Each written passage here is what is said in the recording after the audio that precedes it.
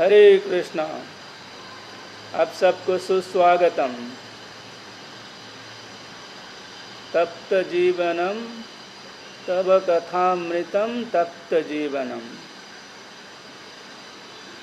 सो जागतिक करुणा करना, शोक करना, आंखों से आंसू बहाना, ये सब अज्ञान की बहिर्प्रकाश है।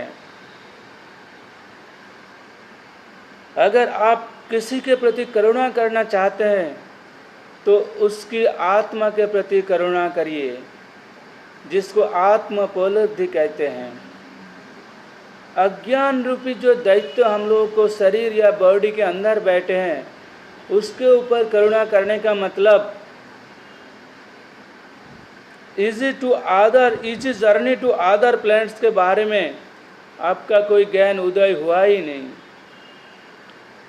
जो व्यक्ति डूब रहा है उसके कपड़े के प्रति करुणा मत करिए, क्योंकि कपड़ा तो कभी भी बदल सकता है परंतु मनुष्य को नहीं।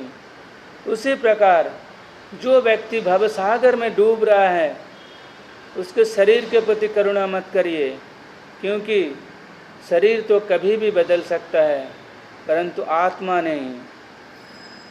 अगर करुणा करने हेतु आत्मा के लिए करुणा करिए, आत्मा के कल्याण हेतु करुणा करिए। जो व्यक्ति ये तत्व को जानते नहीं हैं और शरीर के प्रति करुणा करते हैं उसको शूद्र कहते हैं, अर्थात जो व्यक्ति अनर्थक शोक करते हैं। अगर जीवन में शोक और संताप आता है तो शोक और संताप जो मिटाते हैं उसके चरणों में आश्रय ले लेना बुद्धिमान का काम है।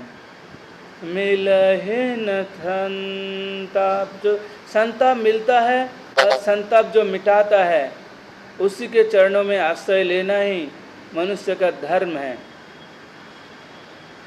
अर्जुन क्षत्रिय थे, युद्ध करना क्षत्रिय का धर्म बनता है, लेकिन कुरुक्षेत्र युद्ध में जब अर्जुन युद्ध ना करने का इनकार कर दिया तब भगवान कृष्ण उसके हृदय का जो शोक और संताप था उसको हटाया।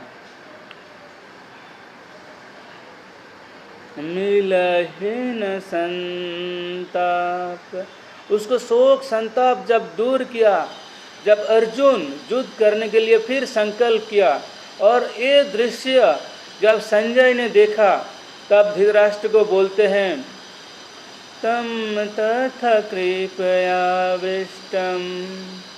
अश्रुपूर्णाकुलेक्षणं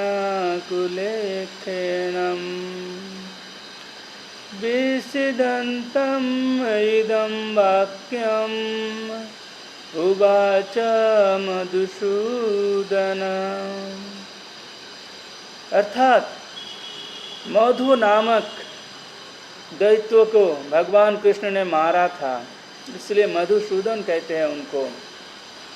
तो भगवान कृष्ण के पास हम लोगों को प्रे करना चाहिए, हे परमेश्वर, आप जो मधु नामक दैत्य को मार दिया और आपका नाम मधुसूदन हुआ, उसी प्रकार हम लोगों को बॉडी के अंदर जो मधु नामक दैत्य बैठे हैं, अज्ञान रूपी मधु नामक दैत्य बैठे हैं, आप उसको हटाइए और मारिए और मार के हटा के हमें आपके ज्ञान के प्रकाश में ले चलिए, जैसे कि मैं आपके चरणों का सेवा कर पाऊँ और आपके चरणों के जो अहितु की कृष्ण प्रेम वो मुझे प्राप्त हो जाए और मेरा आत्मा का कल्याण हो जाए।